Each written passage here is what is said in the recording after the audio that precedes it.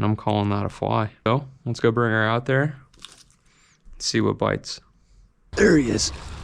There he is. That's a good sized fish. Nice. That's a dog. That's what I'm talking about. What's going on, guys? Today I'll be tying a fly for our first episode of From Fly to Fish. I'll be tying a topwater gurgler type fly for a largemouth bass. So I got this 1/0 Clouser hook here. It's a little bit like an offset shank. So we'll cinch that in and get started.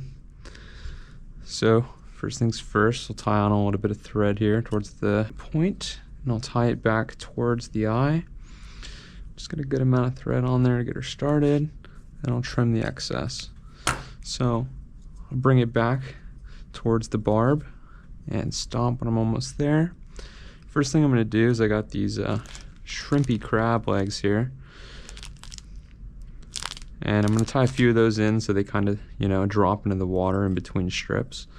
So nothing fancy, just give it a couple 1, 2, 3s over. And I'm going to cinch this other leg backwards, leave it a little longer. Give it 1, 2, 3. Get that tight. I'll tie one more in on the other side. So same thing. Maybe I'll bring it forward a little bit and tie that there. That's one.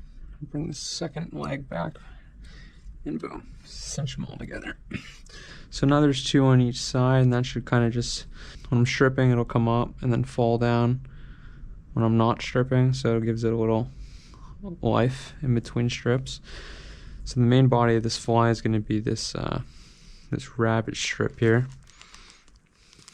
This is it. It's kind of Chartreuse rabbit strip. So I'm probably just going to cut off a piece almost like 2 inches or so. Honestly, it doesn't really matter.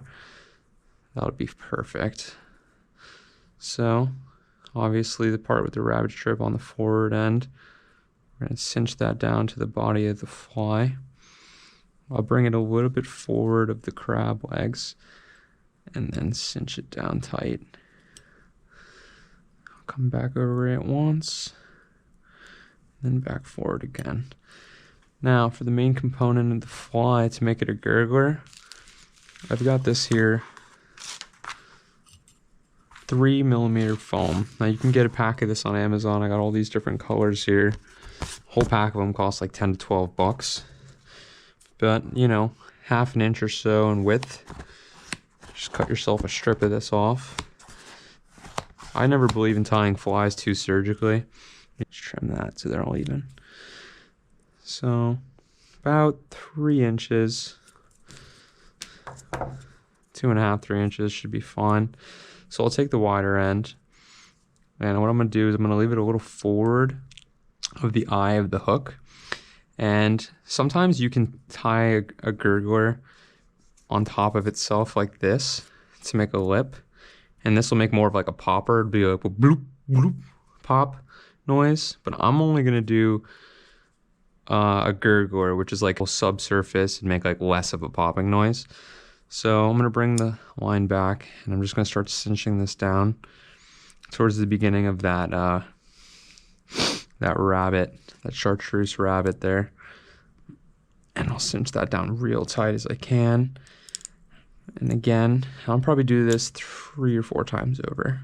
Yeah, I'm going to have to add one more in the middle of the body there. There it is. So this is perfect, sticking out about half an inch over the eye of the hook. I'm going to call this a fly. So I'll bring it over, make a loop, bring the thread back through once, and I'll do that again about 3 times. You could glue these up, but I'm telling you that's not really necessary. This shouldn't come unbuttoned. So that's our creation. I'm going to trim some of this excess off the back here. About there. That should be enough to keep it suspended. The last finishing touch is I'm going to add a little eye onto the front end here.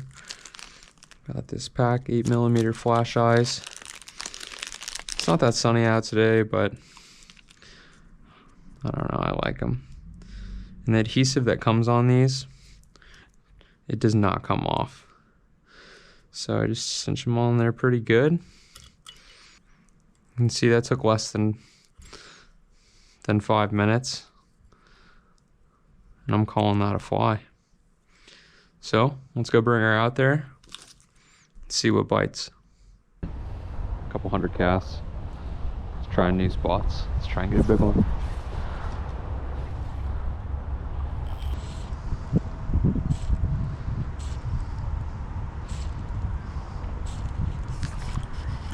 There he is. There he is.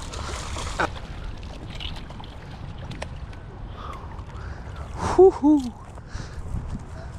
That's the one we've been looking for. Oh, yeah. Yes, sir. Whoo-hoo. That's it, baby. See that fly? That's the power of that topwater gurgler frog in these lily pads. I mean, that's a good sized fish for gorgeous fish. Nice. Whew. This is gonna be an important cast here. I need to lay it right in front of those lilies. Landed it on the lily. Let's see if I can work it off. That's a dog. Oh, he's got me all up in there. Come on. Come on. Get out of there. Got him. Oh, I get around that PVC. Oh. That's a dog, boys. That's a dog.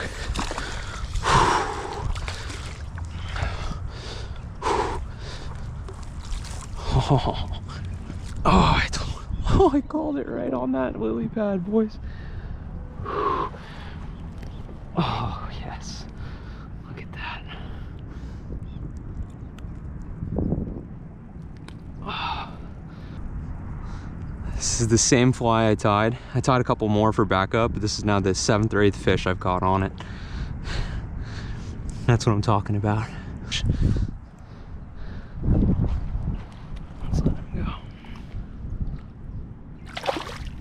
Oh. They are loving this fly. I'm able to bounce back from this side to this side. This is just an amazing spot, an amazing fly. I mean, how cool is that eat on the lily pads? Oh, another one missed him. That was only from, that was where I caught the last one. So right there, a couple more bites. Still looking in great shape. Let's keep it going.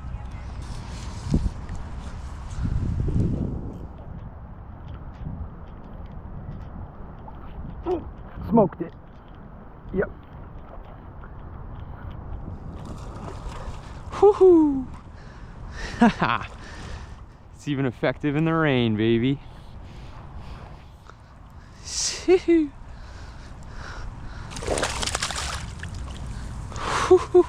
I mean, these are decent sized fish here. This one's a little smaller than the last two, but